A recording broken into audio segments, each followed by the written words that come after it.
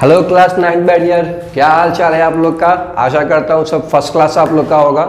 जैसा कि मैंने बताया था, नंबर सिस्टम चैप्टर 1 कंप्लीट हो चुका है हम लोग का। एनसीईआरटी आरएसवाल आरडी शर्मा का मैंने इंपॉर्टेंट क्वेश्चन करवा दिए थे और करवाने के बाद मैंने बताया था कि आप लोग को अगली बार जो वीडियो में अपलोड करूंगा वो क्या होगा हम लोग का, वो हम लोग का एग्जाम्पल पे होगा। और क्या होगा हम लोग का, आज पियर्सन का सीरीज स्टार्ट करेंगे। पियर्सन एक ऐसा बुक होता है जो बच्चे 9-10 पे पढ़ते हैं, उसके लिए एक आईआईटी का जो सपना देखते हैं, है ना। उस केस में क्या, या फाउंडेशन को बहुत स्ट्रॉन्ग करना चाहते हैं, तो उसके लिए पियर्सन बुक जो मैं सजेस्ट करता हूं। तो आप लोग यहीं पे जो है कम्प्लीटली आपको यहाँ पे हम आज उसी के बारे में बात करेंगे, क्योंकि एग्जाम्पल में मैंने कंप्लीट सारा क्वेश्चन जब एक्सरसाइज मैंने देखा था उसमें कुछ ज़्यादा हमें कुछ क्वेश्चन एक्स्ट्रा नहीं मिला। सिर्फ एक क्वेश्चन मिला जो इसका आपके बोर्ड पे यहाँ पे लिखा हुआ है, एक्सरसाइज 1.2 का क्वेश्चन नंबर 2। तो उसके बारे में थोड़ा सा मैं बता दूंगा, बाकी आप खुद से कर लेना। उसके बाद भी अगर डाउट बचेगा आप लोग कमेंट जरूर कीजिएगा। तो चलिए आज का सेशन स्टार्ट करते हैं। होप सो कि आप सब लोग अपने सारे क्वेश्चन जो बेसिकली क्या है एनसीईआरटी का आरएसवाल का बना लिए होंगे। चलो, तो उसमें कोई डाउट होगा तो आप लोग कमेंट जरूर कीजिएगा। एग्जाम्पल मैंने जब पढ़ा था उसमें सिर्फ बाकी थ्योरी पार्ट उसमें कुछ है नहीं। जो भी हमने एनसीईआरटी कवर किया था, आरएसवाल कवर किया था, आरडी शर्मा किया था, उसी से तुम्हारा सारे थ्योरी पार्ट हम लोग का था। एक क्वेश्चन थोड़ा सा हमें अलग लगा जो बेसिकली कि आप लोग को बढ़ाने की जरूरत था, एक्सरसाइज 1.2, है ना। तो यहाँ पे हम देखेंगे क्या कि आज मैं बता देता हूँ कि अभी कंप्लीट आज पूरे वीडियो में क्या बात करेंगे। तो हम यहाँ पे बात करेंगे क्या कि पियर्सन में जो बेसिकली क्या है, क्या क्या हम लोग का क्लास 9th में जो बेसिकली जो भी पढ़ना था उसी को लेकर के दिया हुआ, लेकिन थोड़ा सा एक्सटेंशन हम लोग को है वहाँ पे। क्या एक्सटेंशन हम लोग का है, जैसे कि आप देख सकते हो इंट्रोडक्शन में क्या है कि हम पढ़ेंगे types of number. Types of number आप लोगों ने पहले भी पढ़ चुके होंगे। टाइप्स ऑफ नंबर में बेसिकली क्या क्या हम लोग का है, natural number, whole number, integer हो गया हम लोग का, rational number, real number, number line के बारे में बात करेंगे, रिप्रेजेंटेशन कैसे करते हैं नेचुरल नंबर को, होल नंबर को, है ना, इंटीजर को, रेशनल नंबर को, इरेशनल नंबर को कैसे करेंगे हम लोग। उसके बाद कुछ प्रॉपर्टी के बारे में बात करना है ना। उसके बाद हम देखेंगे क्या कि लॉ ऑफ इंडिसेस, है ना, इसके बारे में हम लोग बात किए थे जब मैंने एनसीईआरटी का थ्योरी पार्ट बता रहा था। तो लेकिन उसमें कुछ क्वेश्चन जो है बेसिकली हम लोग का कुछ और लॉ यहाँ पे हम एक्स्ट्रा यहाँ पे उसी को जो एनसीईआरटी में बताया गया था उसी को थोड़ा सा और क्या करेंगे, चेंजिंग करेंगे हम लोग, है ना। उसके बाद हम क्या बात करेंगे, मोर इंपॉर्टेंट शब्द के बारे में बात करेंगे, है ना। उसका टाइप्स क्या होता है, लॉ क्या है तुम्हारा, 4 बेसिक ऑपरेशन जो शब्द पे है उसके बारे में बात करेंगे। और सेकेंड उसका कंपेरिजन, दो आपस में हमारे पास दो या दो से अधिक शब्द अगर होंगे तो कैसे सर्च जो हमारे पास होगा कैसे उसको कंपेयर किया जाता है। तो आज का हम लोग का लेक्चर इतना ही होगा। चलो तो स्टार्ट करते हैं। सबसे पहले अगर बात करें एग्जाम्पल का एक्सरसाइज 1.2 का क्वेश्चन नंबर 2, इसमें क्या कहा जा रहा है, let x be a rational number and y be irrational number. हमारे पास दो नंबर है, उसमें एक्स क्या है, एक नंबर रेशनल है और एक नंबर हमारे पास इरेशनल है। तो कहा जा रहा है कि इज एक्स वाई जो दोनों को मल्टीप्लाई करने पे क्या नेसेसरी है कि वो इरेशनल होगा, है ना। अगर जो भी आपको बोलना है यस या नो, उसको क्या करना है, जस्टिफाई करना कैसे, बाय एन एग्जाम्पल के द्वारा। एग्जाम्पल देके आपको जस्टिफाई करना पड़ेगा। देख सकते हैं क्या हमारे पास दो नंबर अगर कंसीडर करते हैं, जैसे कि एक नंबर मान ली कि हमारे पास =0 है और y = मान लेते हैं कि √2 है। तो ये हमारे पास क्या है, 0 जो नंबर होता है क्या होता है, रेशनल में आता है, लेकिन √2 क्या होता है हम लोग का, इरेशनल आता है। अब दोनों को अगर मल्टीप्लाई किया जाए तो क्या निकल के आएगा, 0 ही निकल के आएगा। तो 0 मल्टीप्लाई √2 यानी कि 0 आएगा। तो 0 का मतलब क्या होता है कि वो हमारे पास रेशनल नंबर हमारा कहलाता है ना। तो इस केस में हम कह सकते हैं कि हमारे पास जो नेसेसरी, दैट मीन्स ये नहीं कह सकते कि ऑलवेज ये सही होगा कि रेशनल और इरेशनल को मल्टीप्लाई करेंगे तो हमेशा इरेशनल ही आएगा। एक्सेप्शन अवेलेबल है कि 0 को छोड़ करके, है ना, एक रेशनल नंबर 0 को छोड़ करके जितने भी रेशनल नंबर को आप इरेशनल नंबर से मल्टीप्लाई करोगे तो ऑलवेज क्या मिलेगा, वो हमें इरेशनल ही मिलेगा, है ना। तो इस केस में आप लोग को क्वेश्चन नंबर 2 समझ में आप लोग को आ गया होगा। अब बात करते हैं आज का टाइप्स ऑफ नंबर के बारे में, जो पहले से आप लोग को आइडिया होगा, लेकिन हम क्या करेंगे उसको थोड़ा सा एक बार दोबारा, है ना, एक बार रिकैप कर लेते हैं ताकि आज का जो भी हम लोग का पियर्सन फाउंडेशन का जो बुक यहाँ पे हम लोग का है वो समझने हम लोग को आसानी होगा, थ्योरी पार्ट समझने में आसानी होगा। ठीक है, देख सकते हैं क्या कि टाइप्स ऑफ नंबर की बात करते हैं हमारे पास क्या क्या होता है। एक होता है नेचुरल नंबर, जैसे कि आपको पता होगा नेचुरल नंबर का मतलब क्या होता है, एन से इसको डिनोट किया जाता है। और नेचुरल नंबर में हम क्या देखते हैं कि 1 2 3 4 ये सब नंबर क्या कहते हैं, नेचुरल नंबर कहते हैं। इसको थोड़ा सा इरेज कर लेते हैं ताकि हमको समझने में एग्जाम्पल लेके आसानी होगा। सेकंड आप देख सकते हो टाइप्स ऑफ नंबर में क्या दिया हुआ है, हमारे पास दिया हुआ होल नंबर। होल नंबर का मतलब क्या होता है, इसको W से हम क्या करते हैं, डिनोट करते हैं। होल नंबर नेचुरल नंबर में अगर 0 आ जाएगा तो क्या कहलाएगा, वो हम लोग को होल नंबर कहलाएगा। 0 1 2 3 4 इस तरीके से नंबर क्या होल नंबर कहलाता है। इंटीजर की बात करेंगे तो क्या होगा, इंटीजर को I से भी कहीं कहीं होता है, कहीं कहीं Z से जनरली होता है ना। तो इंटीजर का मतलब क्या, सारे नंबर, है ना। दैट मीन सारे नंबर का मतलब क्या, इसमें जो हमारे पास होल नंबर तो होगा ही होगा, साथ में जितने भी नंबर हमारे पास नेचुरल नंबर थे सब में निगेटिव लगा दो, है। तो -2 -1 0 1 2 से नंबर क्या कहलाएगा, इंटीजर कहलाएगा, जो जेड के द्वारा डिनोट किया जाता है। रेशनल नंबर के बारे में पता ही आप लोग को होगा। रेशनल नंबर का मतलब इसको P/Q के रूप में हम लिख सकते हैं। ये हमारे पास क्या हो सकता है, वो डेसिमल फॉर्म भी इसका हो सकता है, लेकिन डेसिमल फॉर्म एक तुम्हारा दो टाइप का होता है। डेसिमल फॉर्म एक होता है हम लोग का जो जिसका रिमाइंडर जो बेसिकली क्या है, जैसे कि 1.2 हम लोग को आएगा। ये किस केस में आता है, जब रिमाइंडर हम लोग को 0 आ जाता है ना। और एक केस में तुम्हारा क्या होता है, जिसका रिमाइंडर 0 नहीं भी आता है, यानी वो रेकरिंग जिसको कहा जाता है ना। तो 1.2 पे रेकरिंग होता है हम लोग का। यानी कि रेशनल नंबर को हम लोग क्या देखते हैं कि दो फॉर्म में होता है। एक होता है क्या हम लोग का रेकरिंग फॉर्म में, है ना। चलो, तो उसके अलावा और मैंने बहुत सारी बातें किया था रेशनल नंबर के बारे में, डिटेल से भी उतना बात नहीं करेंगे क्योंकि हम लोग को ये पार्ट कवर हम लोग का हो चुका है रेशनल नंबर के बारे में, जब हम NCERT कंप्लीट जो बुक बता रहे थे ना, सारा साइड बुक जो हम लोग के पास उसको बता रहे थे। तो ज़्यादा इस पर डिटेल्स नहीं, जैसे हम ओवर एक बार रिकैप कर लेते हैं। इरेशनल नंबर जिसको हम P/Q के रूप में नहीं लिख सकते हैं ना। इरेशनल नंबर की बात किया तो क्या क्या हम लोग को आएगा, √2 आता है ना, √3 आता है, इस तरीके से और भी बहुत सारे इरेशनल नंबर होता है। एक बात इसमें थोड़ा याद रखना है आप लोग को, 22/7 को हम लोग कहते हैं इरेशनल नंबर, लेकिन पाई को क्या बोलते हैं हम लोग, है इरेशनल नंबर कहा जाता है ना।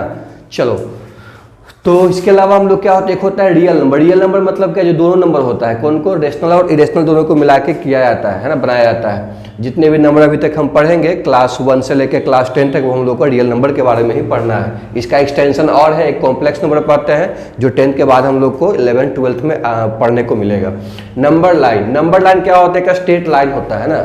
लाइन होता है जो नंबर का होता है। नंबर मतलब जो भी नंबर हमारे पास है ना, चाहे वो नंबर नेचुरल नंबर हो, है ना, 1, एक मिड में हम लोग क्या लेते हैं, 0 लेते हैं। 0 को राइट साइड नंबर जो होता है वो क्या होता है, पॉजिटिव होता है, जैसे कि आप लोग को पता होना चाहिए, है ना। तो 0 को राइट साइड और 0 को लेफ्ट साइड क्या होगा, वो हम लोग को निगेटिव होगा। हम देखते क्या है कि अगर हमारे पास नेचुरल नंबर को इंडिकेट करना है तो 0 को राइट साइड की ओर जाएंगे और सारा इक्वल डिस्टेंस पे ही जाना होगा, है ना। होल नंबर की बात कर लेंगे तो क्या होगा, हम लोग का होल नंबर 0 के साथ जो नेचुरल नंबर होगा वो होल नंबर के रूप में रिप्रेजेंट करेंगे। और क्या होता है इंटीजर मतलब क्या, जो होल नंबर है 0 के अलावा नेचुरल नंबर जो निगेटिव लगा दोगे तो भी हम लोग का इंटीजर के रूप में इंडिकेट हम कर देंगे, रिप्रेजेंट कर देंगे नंबर लाइन पे।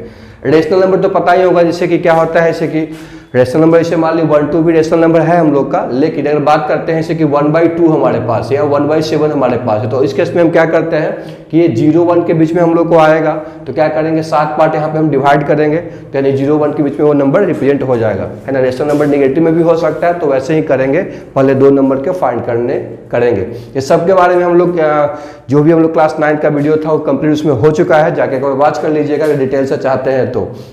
रेशनल नंबर भी वही सेम है हम लोग का है, √3 √5 √17 इस तरीके से डिपेंड करने के लिए आप लोग को हम बताया थे, स्टेप के साथ बताया हुआ है, तो वो सब हम लोग कंप्लीट हो गया है। प्रॉपर्टी की बात करें, प्रॉपर्टी भी हम बताए थे। इससे होता क्या है कि कोई भी हमारे पास क्लोजर रियल नंबर की प्रॉपर्टी की बात करें तो होता है उसमें क्लोजर प्रॉपर्टी। दैट मीन्स कि कोई भी नंबर हमारे पास है ना, तो उस नंबर को एडिशन की बात कर रहे हैं ना हम लोग, तो कोई नंबर को जैसे मान ली ए नंबर हमारे पास है ना, एक बी नंबर है, अब दोनों को ऐड करेंगे तो नंबर ही मिलेगा हमें।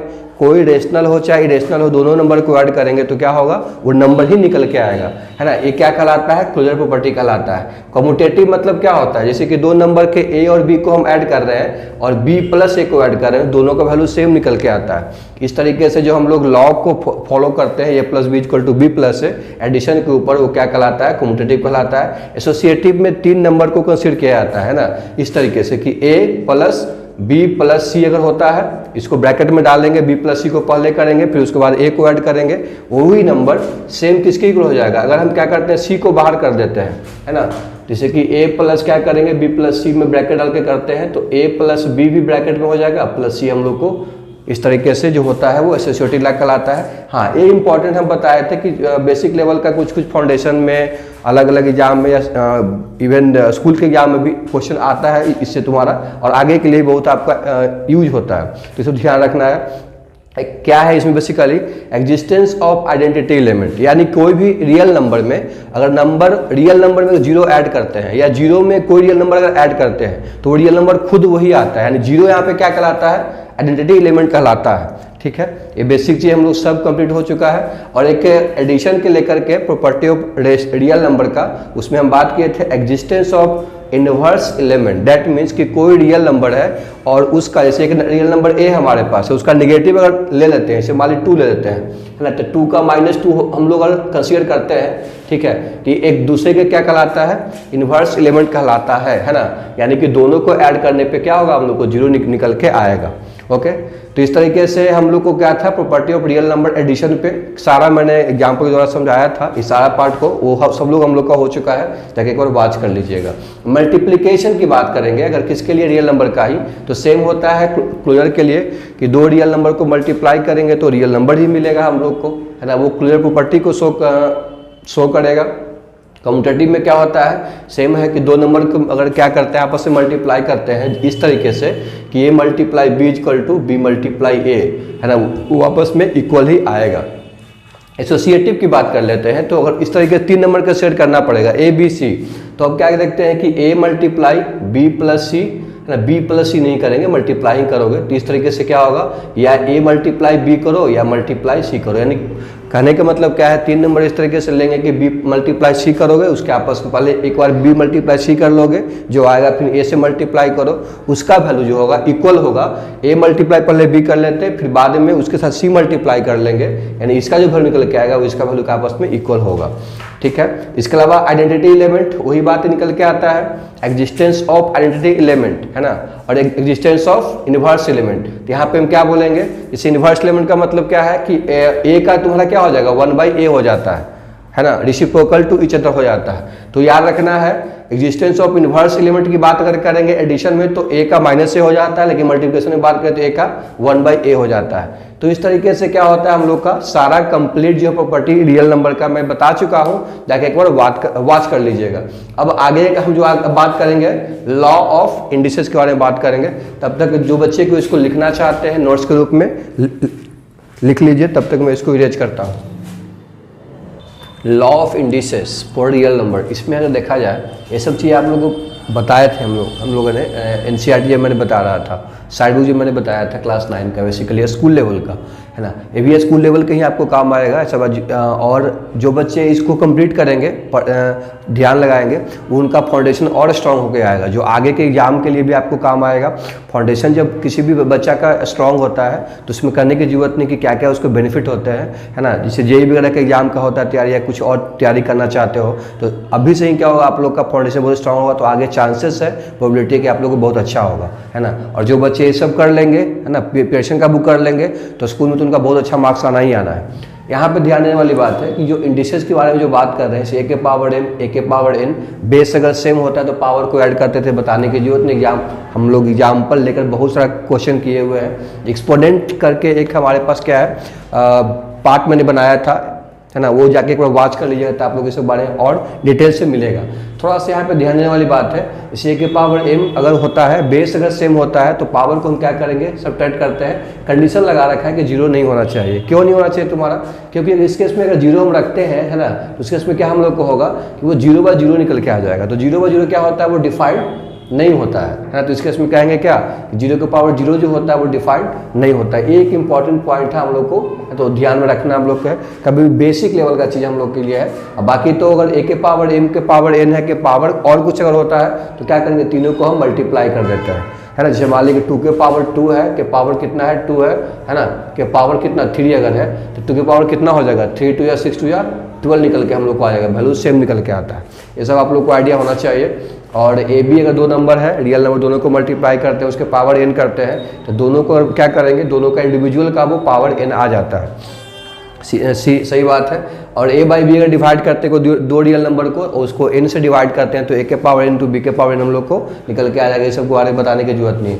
ये इंपॉर्टेंट हम लोग के लिए पार्ट है क्योंकि मैंने बताया नहीं था उसमें, है ना, क्योंकि हम लोग को सिलेबस में मतलब एनसीईआरटी खासकर जो इतना फॉलो करता है ना, उतना के मतलब उसमें नहीं दिया हुआ था।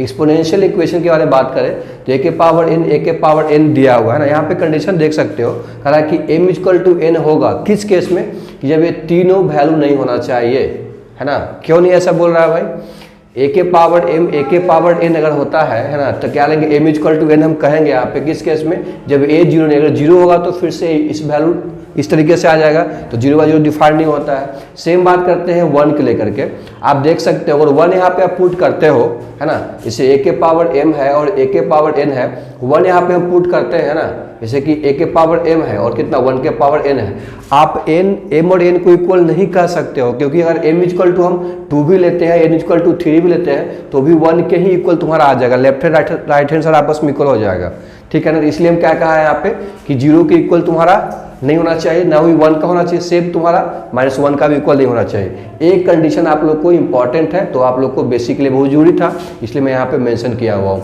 बाकी एग्जांपल में यहाँ पे दे रखा है क्या कि 7 के पावर q अगर है इक्वल टू 7 के पावर 5 है तो क्या करेंगे q इक्वल टू 5। अगर बेस इक्वल होता है तो पावर को हम क्या करेंगे अपने आप ही इक्वल कर देंगे, अगर दोनों आपस में इक्वल है तो। अब इसमें देख सकते हो a के पावर n b के पावर n है ना, तो a इक्वल टू b होगा, ठीक है। क्लियर बात यहाँ पे लिखा हुआ है कि जब n ऑड होता है, चेक करके देख सकते हो आप, जैसे कि मान ली कोई हमारे पास x है ना, के पावर मान लिया कितना हम लोग का, सपोजिट मान लिया कि दिया हुआ कितना हम लोग का क्या बताएं, a और b है ना आपस में इक्वल होगा, किस केस में इक्वल होगा, तो अगर n ऑड होता है, n क्या होता है हम लोग का ऑड होता है, n भी आपस में, हाँ ठीक है कोई दिक्कत नहीं है। ऑड का नंबर क्या है, मतलब 3 ले सकते हैं, है ना, 5 ले सकते हैं, 7 ले सकते हैं, कि a के पावर 7 इक्वल टू b के पावर 7, है ना, तो पावर तो 7 तो क्या हो जाता है हम लोग का बेस तो इक्वल होना ही होना है ना। तो अभी बताए थे पहले भी कि पावर अगर क्या होता है 7 होता है तो बेस हम लोग इक्वल कर सकते हैं, तो ये ऑड के केस में ही होगा, है ना, ये थोड़ा सा ध्यान रखना है। डायरेक्टली हम यूज कर सकते हैं a इक्वल टू b अगर n तुम्हारा ऑड होता है तो, है ना।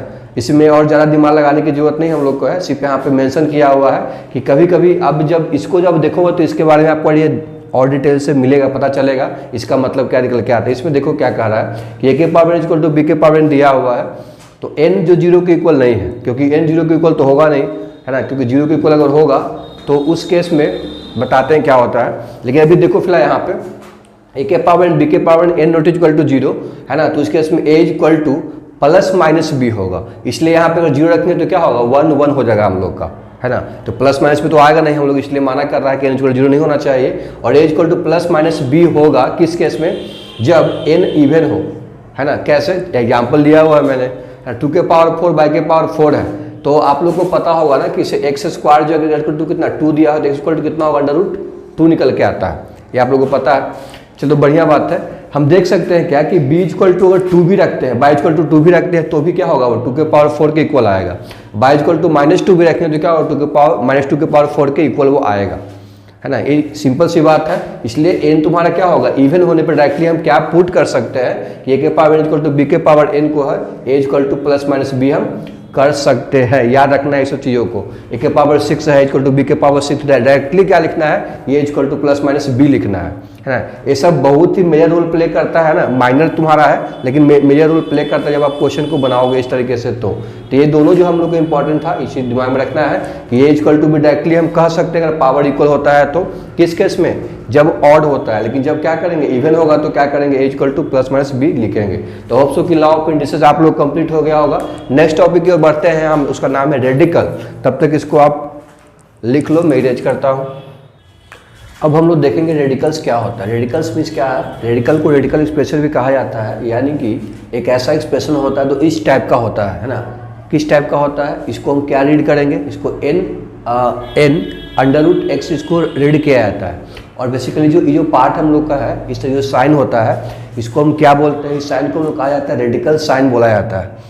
क्लियर है यहाँ तक। एंड सेकंड चीज क्या देखते हैं, जो नंबर हम लोग को इस साइन के अंडर में आता है, यानी कि x कोई नंबर अगर हमारे पास है, इस तरीके से यहाँ पे x था तो x को हम क्या बोलते हैं, रेडिकेंड बोलते हैं। Okay, and number in the angular part of the sign, यानी एन जो बेसिकली होगा वो एन क्या कहलाएगा, n is called the order of radicals कहते हैं। फिर से मैं बता देता हूँ कि रेडिकल्स एक एक्सप्रेशन होता है जो बेसिकली इस टाइप का मिलेगा आप लोग को। इसको रीड कैसे करते हैं, एन कैसे रीड करोगे, एन अंडर रूट एक्स इसको रीड करेंगे। एक्स को हम क्या बोलते हैं, रेडिकेंट बोला जाता है, और एन को क्या बोलते हैं, नंबर ऑफ रेडिकल होता है हम लोग का। ठीक है, ये बेसिक हम लोग को क्लास 9th में इसका इस्तेमाल किया, लेकिन हम लोग को डेफिनेशन बाय इसको आइडिया नहीं था।